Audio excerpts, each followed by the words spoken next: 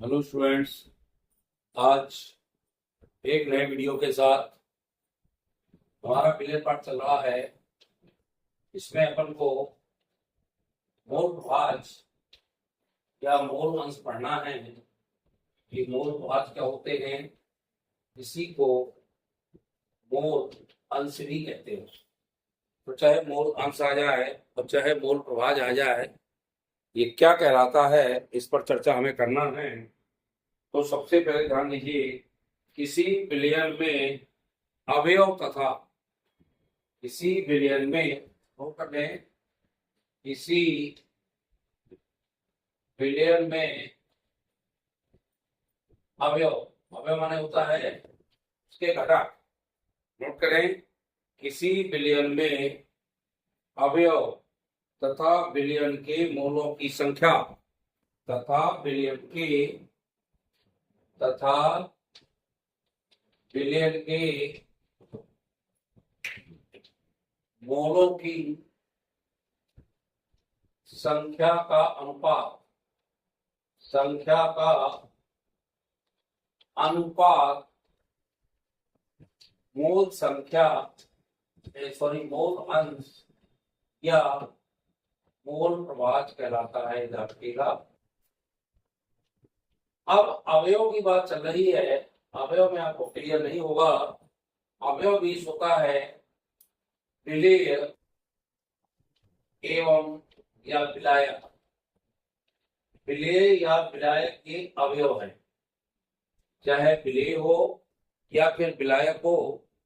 विलेय की बात चले तो विलेय आप जानते हैं कि जिसमें किसी विलयन में यदि पदार्थ की मात्रा कम है, जिसकी मात्रा कम होती है वह विलेय कहलाते हैं, और जिस पदार्थ की मात्रा अधिक होती है उसे हम विलायक कहते हैं।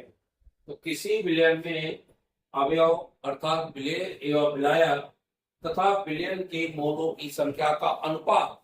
अनुपात आप जानते हैं, अनुपात माने होता बटे। तो हम लिख सकते हैं यहाँ पे अर्थात मोल प्रभाज बराबर, क्या लिख सकते हैं, मोल प्रभाज बराबर विलेय या विलायक मात्रा बटे हो जाएगा विलयन के मोलों की संख्या। क्या हो जाएगी? विलयन के मोलों की संख्या। यानी इसका जो अनुपात होता है, तो अनुपात जो कहलाएगा वह कहलाता है हमारा, क्या कहलाएगा, विलयन के मोलों की संख्या। अब मान लीजिए कोई विलयन है, हमने विलेय के रूप में ले लिया Na, यानी मोल संख्या लेंगे ना, तो A हमारा मान लो विलेय है और विलायक मान लीजिए हमने N मान लिया।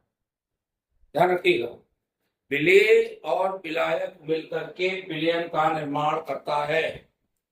तो जब हम मोल प्रभाज निकालेंगे तो मोल प्रभाज दोनों के निकालेंगे।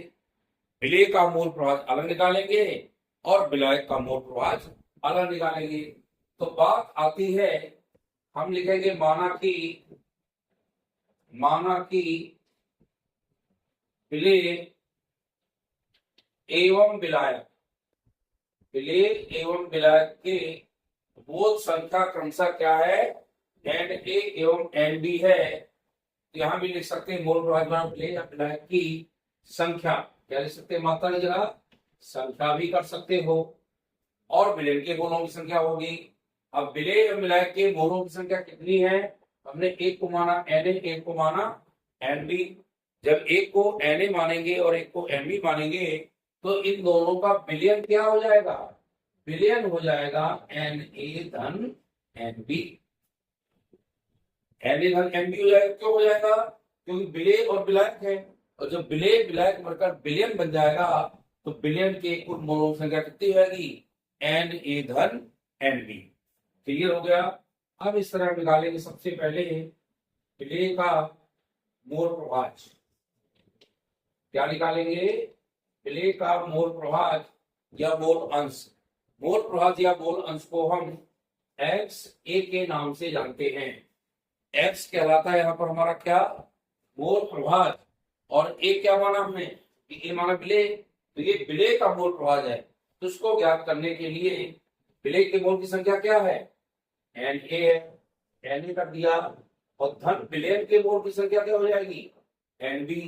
तो बन जाएगा एन ए बटे एन ए धन एन बी। क्लियर हो गया। इसी प्रकार क्या लिखेंगे, इसी प्रकार विलायक का मोल प्रभाज, विलायक का मोल प्रभाज। अब विलायक का मोल प्रभाज क्या मानेंगे हम, एक्स बी मानेंगे कि नहीं मानेंगे। जब विलेय का माना हमने एक्स ए, तो विलायक का मानेंगे एक्स बी। तो एक्स बी बराबर क्या हो जाएगा, विलेय के विलायक के मोल की संख्या क्या है यहाँ पे, एन बी। तो विलायक लेंगे ना आप, एन बी आएगा, और बटे क्या होगा विलयन का, विलयन हमारा वही है एन ए धन एन बी। ये बन जाएगा विलायक का मोल प्रभाज। यानी विलेय और विलायक का मोल प्रभाज निकालने के लिए एक्स ए से प्रदर्शित करते हैं, और एक्स ए से प्रदर्शित होने पर हमें विलेय का जब मोल प्रभाज निकालेंगे तो विलेय के मोल की संख्या बटे विलयन की कुल मोलों की संख्या। इसे विलायक का मोल प्रभाज निकालेंगे तो विलायक के मोल की संख्या बटे विलयन की मोल की संख्या। विलयन तो पूरा है ना, जब विलेय और विलायक मिलेंगे तो भी विलयन बनेगा ना। विलयन का मतलब यही हुआ हमारा एन ए धन एन बी, और विलेय क्या, विलायक के विलय क्या होगा एन ए, और विलायक क्या होगा एन बी। इससे हम कोई भी सवाल ज्ञात कर सकते हैं। मैं सवाल आपको बताऊंगा, आपको पता होना चाहिए मोल प्रभाज क्या है। किसी विलयन में विलेय या विलायक तथा विलयन के मोलों की संख्या का अनुपात, अनुपात माने बटे, अनुपात का मतलब होता है बटे, यानी बटे का संख्या होगा वह कहलाता अनुपात। जैसे हम कहते हैं कि किसी भी अनुपात में है, अनुपात का चिन्ह होता है ये 1:2 है, इसका मतलब होगा हमारा 1/2। क्या होगा 1/2, यानी अनुपात का सीधा तात्पर्य हमारा बटे से होता है। इस प्रकार हम मोल संख्या पहले निकालेंगे। अब हम बता दें आपको, जब भी सवाल पूछेगा मोल प्रभाज या मोल अंश निकालने को कहेगा तो सबसे पहले हमें मोलों की संख्या निकालना पड़ेगी। यदि हमने मोलों की संख्या नहीं निकाली तो मोल प्रभाज ज्ञात नहीं कर सकते। पहले मोलों की संख्या निकाल लें। अब मैं एक सवाल बता रहा हूँ, अब सवाल को नोट कर लीजिए और उसको सवाल को लगाना शुरू करिए। ये सवाल परीक्षा के लिए इंपॉर्टेंट है। मोल प्रभाज का सवाल परीक्षा में आ सकता है, और यदि आपने उसको लगाया है तो आप बता पाएंगे। कोई सवाल नहीं लगाएंगे, करेंगे तो सवाल भी आपसे दूर भागेगा। आप एक सवाल लिखें, देखिए सभी लोग, 90 ग्राम जल में, 90 ग्राम जल में नोट कर लें, 90 ग्राम जल में 4 ग्राम NaOH घुला है। ध्यान दीजिए, 90 ग्राम जल में क्या घुला है, 4 ग्राम NaOH घुला है। तो NaOH एवं जल, तो NaOH एवं जल का मोल प्रभाज ज्ञात कीजिए। मोल प्रभाज निकालिए या ज्ञात कीजिए। वेरी इंपॉर्टेंट सवाल है। सवाल माध्यम में आते हैं, सवालों से आप डरे नहीं, सवालों को जरूर लगाएं ताकि आपको दिक्कत न हो। अब देखिए सवाल, सवाल में हम क्या करेंगे, सबसे पहले लिखा जाता है, पता है आपको ना क्या लिखा जाता है, हल। तो सबसे पहले हम देखेंगे विलेय की मात्रा कितनी थी। तो विलेय की मात्रा लिखे यहाँ पे, यहाँ लिखे विलेय की मात्रा, पता है कितना है विलेय की मात्रा, क्या है विलेय है क्या NaOH, जो कम मात्रा में वो विलेय क्या रहेगा। विलेय की मात्रा कितना लिखेंगे, 4 ग्राम लिख दिया ना। अब लिखेंगे क्या, विलायक की मात्रा, क्या लिखेंगे, विलायक की मात्रा कितनी है, 90 ग्राम। विलायक की मात्रा कितनी है, 90 ग्राम यही है, 90 ग्राम ये हो गया, 4 ग्राम विलेय की मात्रा हो गई। और निकालना क्या है, दोनों के मोल प्रभाज।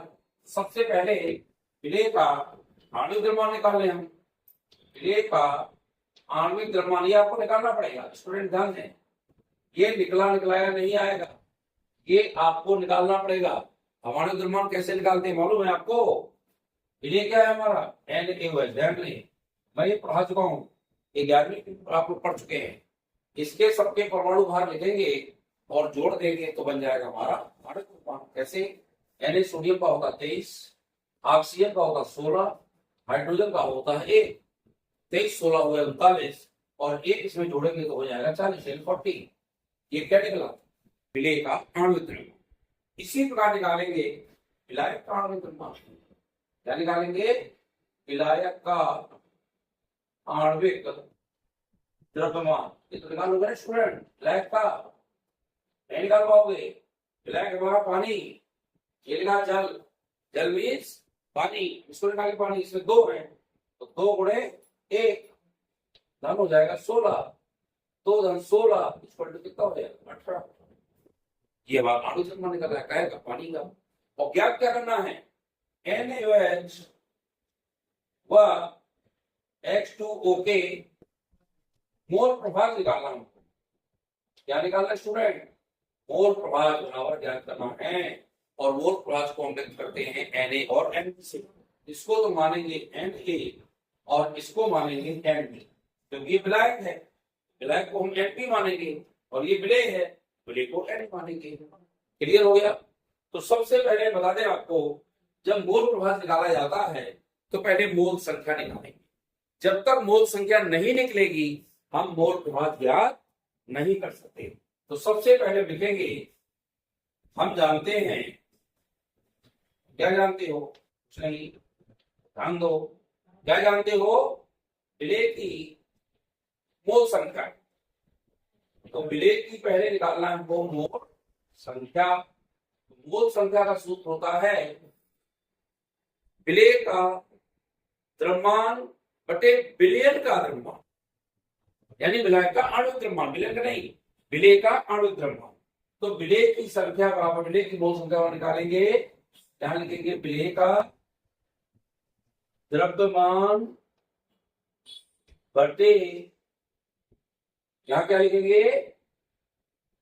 विलेय का आणविक द्रव्यमान।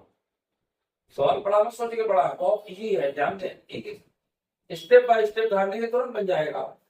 विलेय का द्रव्यमान कितना है बताइए? ये ऊपर लिखा साहब कितना ग्राम है, लिख देना। इस सूत्र में मान रखने पर क्या लिख दोगे? मान रखने पर मान विलेय का अच्छा है कि नहीं है? और विलेय का आणविक द्रव्यमान कितना है? 40 है, विलेय का 40 हो गया। अब इसको हम भाग देंगे तो 40 में 4 का तो भाग जाएगा ना, तो 0.0 आ गया तो 40 हो गया। हो गया नहीं हो गया? दशमलव लगाएंगे तो 40 होगा ना। और फिर क्या करेंगे? 40 से कम 40 कितना निकला? 4/40 का निकलेगा 0.1। इसमें कोई दिक्कत है? इसी प्रकार ध्यान दीजिए आगे। अब क्या निकालोगे? विलायक की मोल संख्या। क्या निकालोगे? विलायक की मोल संख्या। अब विलायक की मोल संख्या कैसे निकालेंगे? यहां लिखेंगे विलायक की मात्रा। सूत्र में क्या लिखोगे? विलायक की मात्रा लिखोगे ना, बटे क्या लिखोगे? विलायक का आणविक द्रव्यमान। विलायक का आणविक द्रव्यमान लिख लोगे। अब विलायक का आणविक द्रव्यमान निकाल दिया है। विलायक की मात्रा बता, विलायक की मात्रा कितनी है? 90 ग्राम है ना। 90 में कितना करोगे? आणविक द्रव्यमान पानी का 18, 18 पंचे 90, और अब कितना आ गया? 5। तो हमारी विलेय की संख्या आ गई, कितनी आ गई? 90। विलायक की जो मात्रा है वो है हमारी 90, और जो हमारा विलायक का आणविक द्रव्यमान 18 है, 18 से 5 कटे तो 18 पंचे 90, कितना निकला है? 5। ध्यान दीजिएगा थोड़ा सा, कितना निकला है? 5। अब हम थोड़ा सा ध्यान दें। अब ये आपका विलयन हो गया ना, ये विलेय और विलायक मिलित क्या बन गया? विलयन। तो यहां लिखेंगे विलयन का कुल मोल अंश, कुल मोल अंश। अब विलयन का कुल मोल अंश निकालेंगे तो कैसे निकालेंगे बताइए? विलेय का मोल अंश धन विलायक का मोल अंश। तो यहां लिखेंगे विलेय का कितना निकला है? 0.1 धन इसका निकला है 5, निकला ना। अब 5 में 0.1 जोड़ेंगे तो समुद्र बनते हैं आपसे, कितना हो जाएगा? 5.1। ये क्या निकला? ये निकला हमारा बिलियन की मोल संख्या, सॉरी मोल संख्या नहीं, बिलियन की मोल संख्या निकली। अब मोल संख्या निकल आई तो मोल प्रभाज निकाल लें। तो मोल प्रभाज के सूत्र अभी मैंने पढ़ाए हैं आपको। जब दोनों की संख्या निकल आएगी तो मोल प्रभाज निकालना आएंगे। अब मैं ऊपर बढ़ाता हूं, देखना। अब मोल प्रभाज निकालने का तरीका क्या है? इतना तो लिखा ही लिया होगा सबने, ये भी लिख लिया होगा। चलिए आगे अब लिखेंगे हम पुनः जानते हैं, पुनः जानते हैं। क्या जानते हो? विलेय का मूल अंश, विलेय का मूल अंश। अब विलेय का मूल अंश का सूत्र क्या होगा? अभी मैंने बताया आपको, क्या बना था? NA बटे हो जाएगा NA होगा ना। और इसमें देखें थोड़ा सा मूल अंश किससे व्यक्त करेंगे? XA से। अब इसमें मान रखिए, देखो मान यहाँ पर, मान रखने पर थोड़ा ध्यान दीजिए अच्छे से। मान रखिए यहाँ कितना निकला था? NA कितना निकला था हमारा? ये है सामने 0.1 और दोनों मान कितना निकला है? 5.1। कोई दिक्कत है? क्लियर हो गया? ये दशमलव दोनों कट जाएंगे क्योंकि बराबर संख्या में लगे हैं। तो यहाँ हो जाएगा 1/51। अब 1 का 51 भाग देना है, तो देगा ना आप लोग, जितना निकलेगा उसका मोल अंश होगा। भाग दोगे ना, भाग दीजिएगा, मुझको बताइएगा भाग देंगे। इसी प्रकार आप क्या लिखेंगे? विलायक के मूल अंश, विलायक के मूल अंश लिख दो या मोल प्रभाज लिख दो, कोई दिक्कत नहीं है। विलायक को क्या मानेंगे? XB मानेंगे। तो सूत्र बनेगा NB बटे हो जाएगा NA जाने NB। फिर ध्यान दो, अब हमने विलायक का कितना निकाला था? 5 निकाला ना। तो यहाँ मान रखेंगे 5 बटे कितना? फिर वही 5.1, 5 निकाला है ना। 5 बटे कितना हो जाएगा? 5.1 होगा, नहीं होगा? 5.1 नहीं करना, इसका 5 निकला था, दशमलव काटिए, शून्य ऊपर चला जाएगा, तो हो गया बटा 50 बटे 51। और इसका भाग दे लीजिए, तो जितना भाग दोनों का आएगा वह हमारे कहलाएंगे दोनों के मूल अंश। इसका निकलेगा 0.019 भाग देना ना। देखो कैसे भाग दोगे? 51 है तो दशमलव लगाएंगे तो 1 शून्य बनाएंगे तो 10 हो जाएगा। 10 में भाग जाएगा ना, भाग में पहुंचे तो 100 हो जाएगा। अब 100 का जब पहाड़ा पढ़ेंगे 51 में, तो 51 दूनी 102 होते हैं। एक बार जाएगा तो 51 आ जाएगा, घटा के फिर 9 बार भाग जाएगा, उसको निकाल लीजिएगा। ये आप भाग दे रहे हैं, एक में 51 को भाग देना है और नीचे बनने का निकलेगा 0.981।